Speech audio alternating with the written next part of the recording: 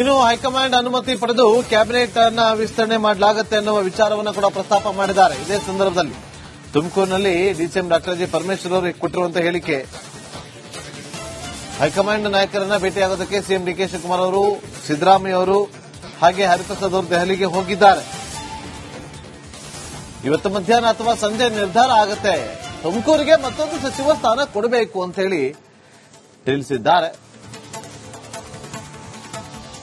ಈಗ ಹೋಗಿದ್ದಾರೆ ನಮ್ಮ ಮುಖ್ಯಮಂತ್ರಿಗಳು ಶಿವಕುಮಾರ್ ಅವರು ಮತ್ತು ಅಧ್ಯಕ್ಷರು ಹರಿಪ್ರಸಾದ್ ಅವರು, ಮಾಜಿ ಮುಖ್ಯಮಂತ್ರಿಗಳು ಸಿದ್ದರಾಮಯ್ಯ ಅವರು ಎಲ್ಲರೂ ಹೋಗಿದ್ದಾರೆ.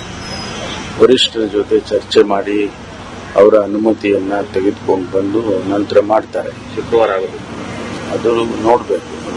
ಈಗಿನ ಬೆಳವಣಿಗೆ ಮಧ್ಯೆ ಆಗುತ್ತಾ ಅಂತ ಹೇಳಿ ಅದನ್ನೇ ನೋಡಬೇಕು. ಅದು ಯಾವ ರೀತಿ ಬೆಳವಣಿಗೆಗಳಾಗುತ್ತೆ ಅನ್ನೋದು ಭವಿಷ್ಯ ಮಧ್ಯಾಹ್ನ ಅಥವಾ ಸಂಜೆ ಗೊತ್ತಾಗುತ್ತೆ. ಈಗ ಹೋಗಿದ್ದಾರೆ ನಮ್ಮ ಮುಖ್ಯಮಂತ್ರಿಗಳು ಶಿವಕುಮಾರ್ ಅವರು ಮತ್ತು ಅಧ್ಯಕ್ಷರು ಹರಿಪ್ರಸಾದ್ ಅವರು, ಮಾಜಿ ಮುಖ್ಯಮಂತ್ರಿಗಳು ಸಿದ್ದರಾಮಯ್ಯ ಅವರು ಎಲ್ಲರೂ ಹೋಗಿದ್ದಾರೆ. ವರಿಷ್ಠರ ಜೊತೆ ಚರ್ಚೆ ಮಾಡಿ